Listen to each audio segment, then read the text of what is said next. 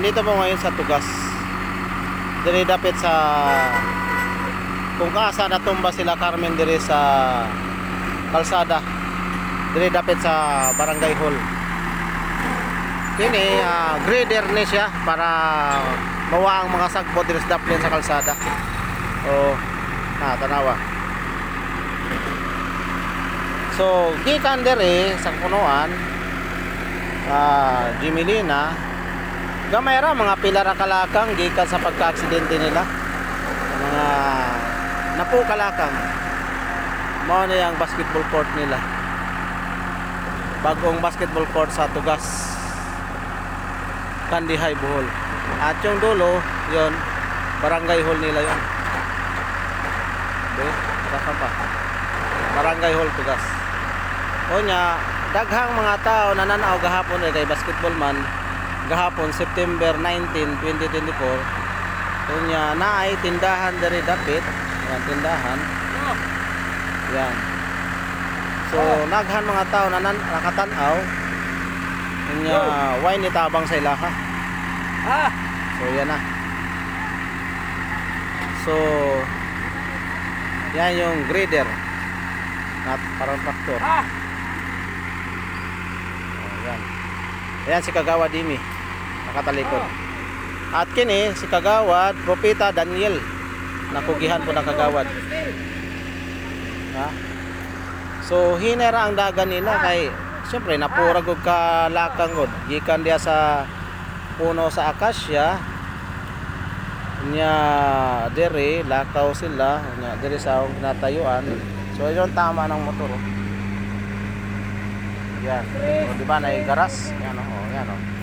Nay garas. O diha sila naigo. So yung iro, diha atbang sa tindahan.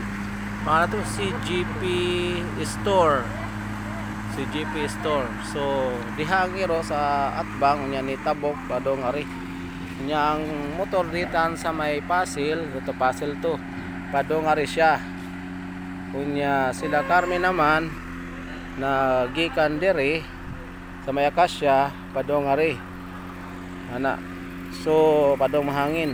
So ang iro dinha nya na pagkakita sa motor ana pagkakita ng motor sa ana nilabang ang iro padong ari. Kanya saktong-sakto gyud na gikan sila sa Carmen diha sa may akasya padong ni kalit og tabok ang iro diha sa may atbas tindahan.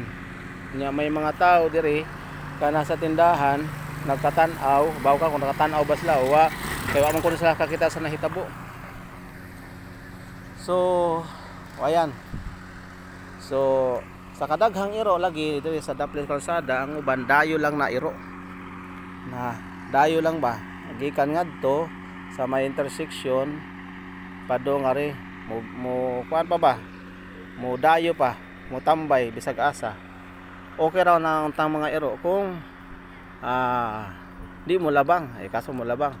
So kini example na iro kining iro mo ni gikan kanang iro itong black na siya black yan So kanang iro gikan na siya didto yan kanang may sinataay yan kunya kanang iro ako no matud pa sa ni Michelle na sekretary sa Barangay Tugas. Taga sudlon ko na dito dapit sa sud kana. So pakuana na siya da.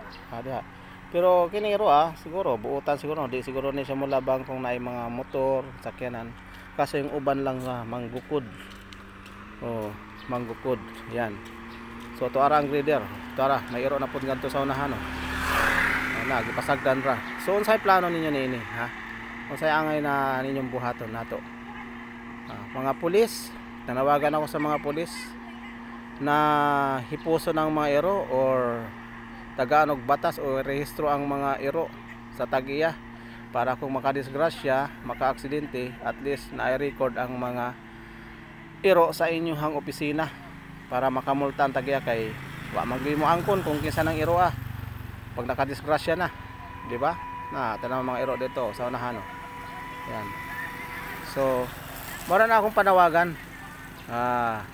So guys, kamong naay mga maayong kasing-kasing ug gunahuna kamo nang bahala magdesisyon kung tabangan ninyo ako, i-share sa mga may katungdanan, sa may binuhing iro o hayop sa ilahang lugar na dili angay papuyon sa kalsada kay agianan lagi sa mga sakyanan para di makadisgrasya, di ba?